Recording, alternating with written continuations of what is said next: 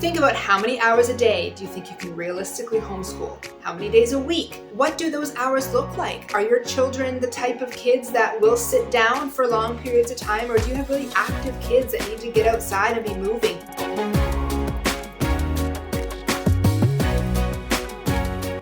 Hello everybody, welcome back to my channel and welcome if you're new. My name is Maryann. I'm a homeschool mom of 2 kids, and this year they're going into grades 2 and grade 6. So in this video, I'm going to be talking all about 5 simple steps that you can take to plan your homeschool year. Planning your homeschool year does not have to be hard. It does not have to be overwhelming. You can keep it very simple. These are the things that I do, and they really help me to stay focused and streamline my planning. Before I get into those, I just want to thank you so much for being here. My channel is all about homeschooling, homemaking, a little bit of homesteading as well. And my goal behind every video that I make is to bring support and encouragement to you as the mom, because I want to create a community of positive women who love their homes, love their family, and just want to serve them well. So that is what I'm all about, and I'm so glad that you're here with me today. If those are the things that you're into, click like and subscribe and stick around for lots more.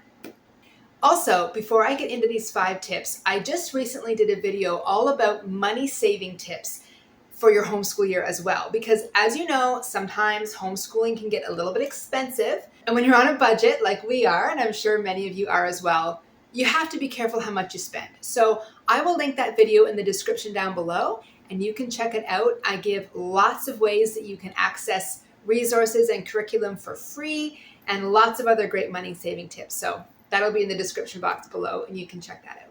Now, before I get into these 5 steps, there are 2 quick points that I want to make. And these are important when it comes to your homeschool planning. So I didn't want to skip over these, but I will make it quick. I won't get super chatty, I promise. So the first point that I want to make is, when you're planning your homeschool, make sure you're planning it with your own unique family in mind. I know that there is just so much out there on social media right now, and I'm out there as well. I film our homeschool days and I post them, and that's all great. But your family is unique, and you need to make sure that all of your plans are being planned for the needs of each person inside of your home, and that you're not just trying to model what somebody else is doing, okay? Get inspiration, yes, but make sure that you're planning for what you know your children need, what you need, and nobody else. And the second point that I want to make is, you should take a little bit of time to consider what your homeschool philosophy is. Now, if you're new to homeschooling, I realize that you may not know what your homeschool philosophy is yet. It took me about 2 years to really figure out what type of a homeschooling family we are. But a quick Google search of the main types, so there's unschooling, traditional, eclectic, Charlotte Mason, Montessori, there's so many more. And I know that might not make much sense to you if you're new, but just read through the different philosophies. You do not have to choose one and stick to it, but chances are when you read through them, something's going to resonate with you, and you're going to think, yeah, that kind of sounds more like my style. So if you're just starting out, do that and just go with whatever resonates with you. That doesn't mean you won't change it down the road, because chances are you will make changes, and that is perfectly okay. In fact, I'm going to touch on that in a little bit in this video, but just know that there's different philosophies out there, and those different philosophies do impact the different curriculums and the different types of things that you will include in your homeschool day. If you aren't a new homeschooler, you probably already have a sense of what your philosophy is. So my advice would be to just stick with what works for you and your family. Don't be wooed by all the shiny extra things out there. If you know that that's not your style, and if you know that those aren't the things that you guys do well with, then appreciate them for what they are, but leave them. Don't try to force them. Don't try to include them into your day if you know it's just not your style. Okay, so let's plan your homeschool year in 5 simple steps. I promise you, these are not complicated. They're not hard. They really are easy. You can trust me. Step number 1 is goal setting. So when I talk about goals, I'm really referring to overall goals in your family. I'm not just talking about academic goals, although those are definitely important. I'm talking about the big picture. What sorts of things do you want your kids to learn life skill wise? What sorts of moral characteristics do you want them to gather as they get older? Who do you want them to be as adults? Those are the types of things that I want you to think about. And I know it might seem daunting, me saying, picture your children as adults and make them those people. That's not what I'm saying.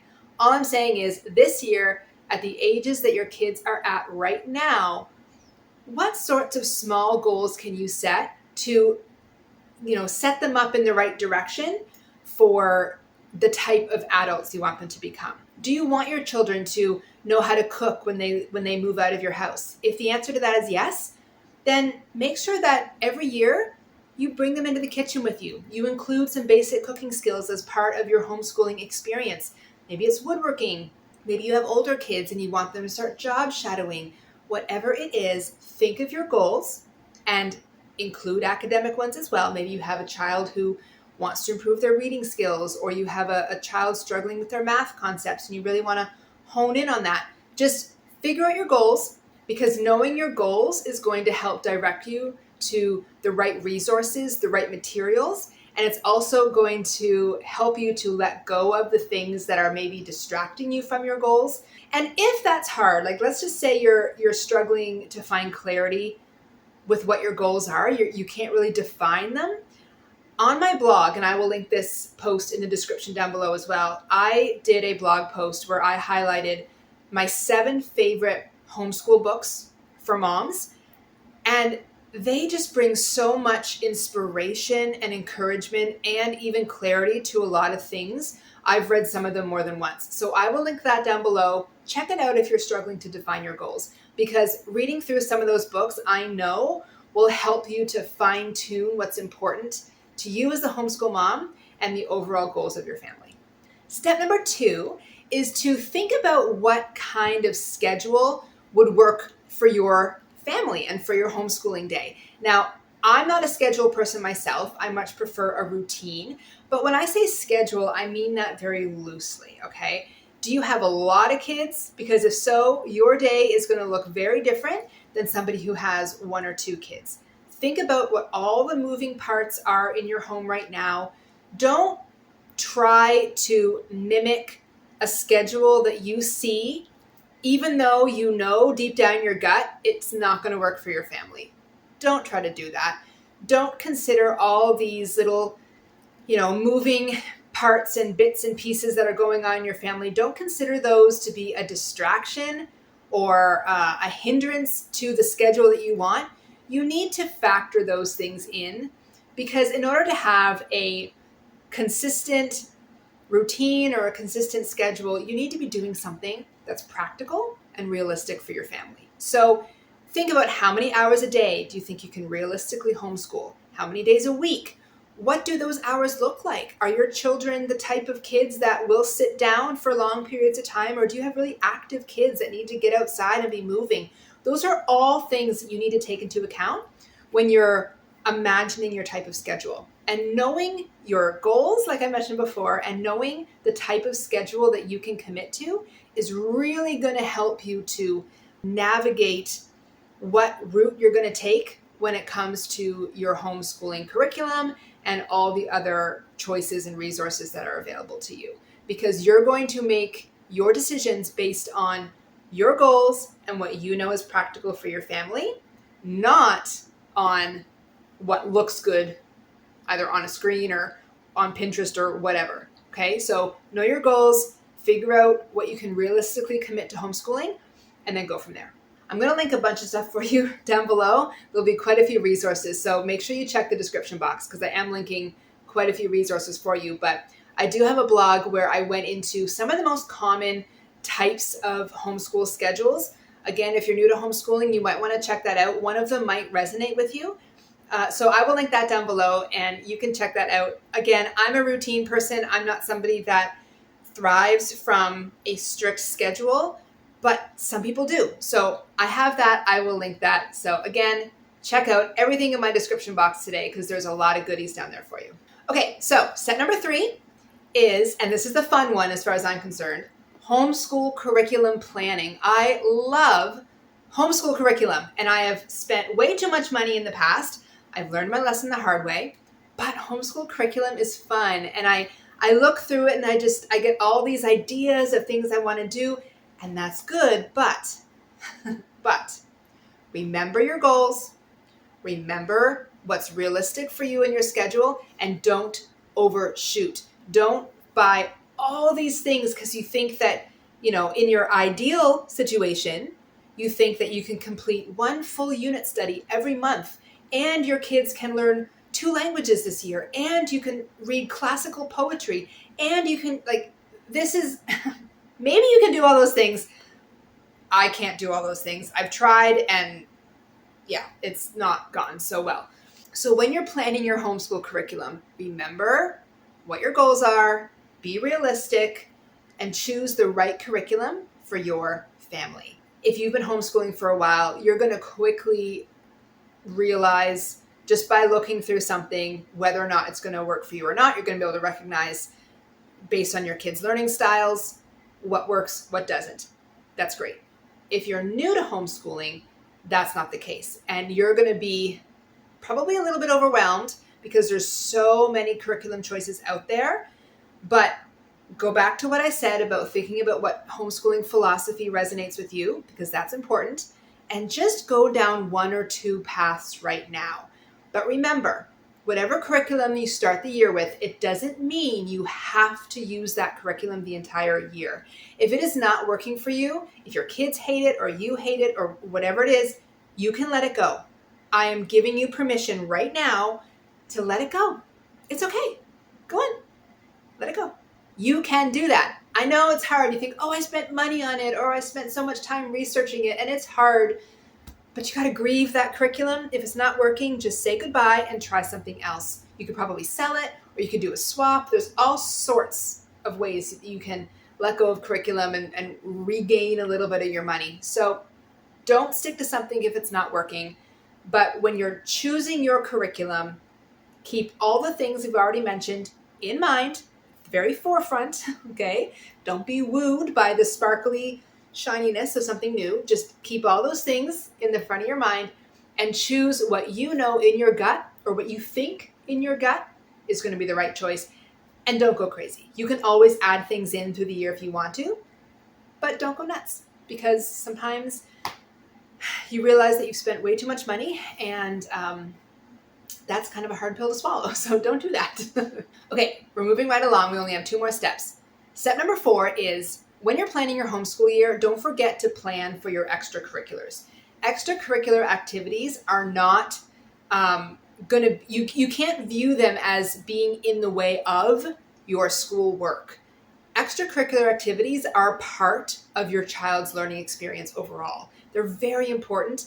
A child's needs stretch so much farther than what's in a textbook.